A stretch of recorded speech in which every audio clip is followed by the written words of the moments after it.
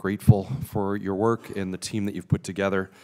I want to commend you for the work you've been doing at DOE, and I keep hearing nothing but good things when I'm out talking to people back home in Illinois at Fermilab and Argonne. Grateful again for your visit and Mr. DeBar's visit. Had a great time with him there touring, and also excited that a group of the committee are going to be going to visit Argonne and Fermi this weekend. So important for us to recognize the incredible value, the treasure that we have with our national labs, and how important of a piece they are in this ecosystem of science. And so thank you. I'm also going to continue to work in a bipartisan fashion. We've got a National Labs Caucus here in the House to keep telling the story of the great work that's happening throughout our lab system, and grateful again for your commitment and support there. I've heard discussions about the National Science and Technology Council establishing a science infrastructure subcommittee. This is something this committee has worked on with a number of bills, including my legislation to authorize construction of the long-base neutrino facility, as well as upgrades to APS at Argonne and the spallation neutron source at Oak Ridge. What are the current plans of this subcommittee? What are its goals? And will DOE and the Office of Science have a prominent role? I believe our DOE user facilities are truly the crown jewel of our research ecosystem, and I hope we can continue to work with you to see these facilities and researchers supported. Yes, sir. Mr. Chairman, for the best edification of the committee, I'd like to ask Paul again.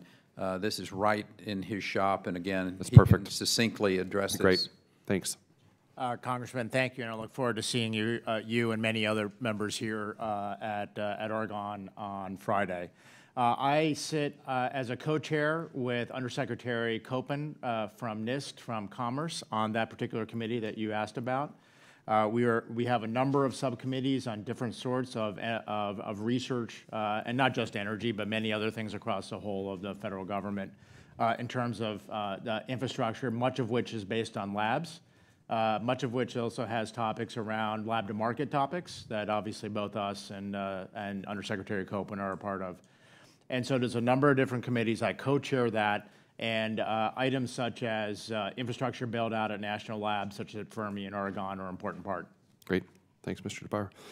Mr. Secretary, I commend your work at the department trying to find ways to get bureaucratic barriers out of the way so that the private sector can be nimble, bringing new ideas to the market. This House has passed legislation a number of times that would give lab directors the signature authority for technology transfer agreements and other cooperative research projects under $1 million. I had a brief discussion with Undersecretary DeBar about this provision, and I believe it to be in line with the administration's goals in the department. I wonder, would this provision concern you, and is this something we can work with you in trying to move forward on? No, sir, it does not concern me. Great. Again, thank you.